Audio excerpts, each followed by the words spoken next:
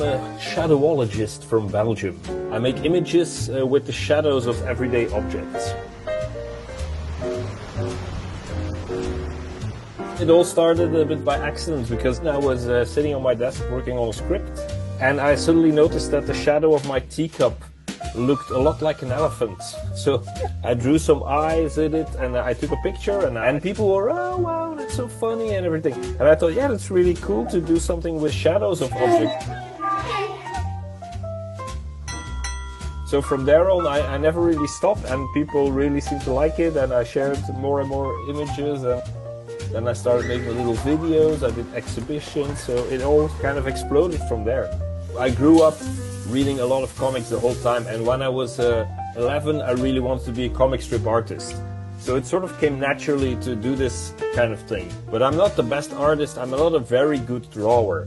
But the good thing with shadowology is the light does a lot of the drawing, and I just have to add a few lines and the image is ready.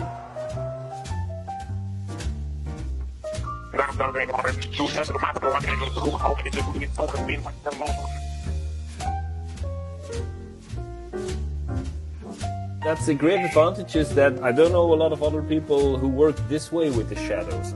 So I started experimenting with different little lamps, and now I have a little setup in my office where I have 2 lamps, one in front, one on the side, and I start playing around. I take an object, I put it on the paper, I play with the lamps, with the objects, and I try to relax my mind until I see something in the shadows. It's a lot like watching the clouds, actually. Making these shadow images for me is always a discovery. I discover something and it gives me energy and pleasure, so I hope to keep doing it and to keep discovering things. I try always to add a little bit of poetry, and there's a little bit of melancholy in it. I really enjoy making these little soundscapes, making it into little stories by adding sound effects and music.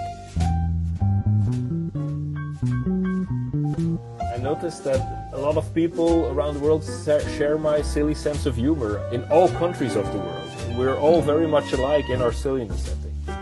Just an image, so you don't need language. That's a good thing, and that way it's quite universal. The world can be quite a tragic and sad place, but your imagination can transform it. So I think it's really about the power of imagination. It shows you that there are treasures everywhere. It shows you that with a little bit of imagination, see a lot of beautiful things around you.